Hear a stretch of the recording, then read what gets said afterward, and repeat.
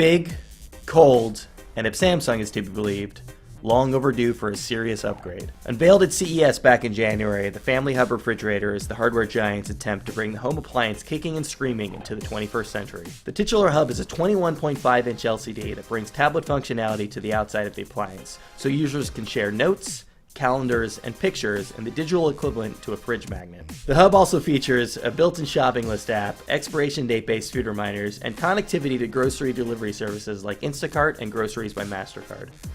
Inside, along with the standard refrigerator functionality, are 3 small cameras that snap photos of the Family Hub's contents when the door shuts, allowing users to monitor its contents remotely via the connected mobile app. The fridge is now available for a starting price of $5,800, a lofty price tag that brings with it lingering questions about the Smart Hub's upgrade cycle. After all, there's a major discrepancy between refrigerator and tablet product life cycle. At nearly $6,000, regular upgrade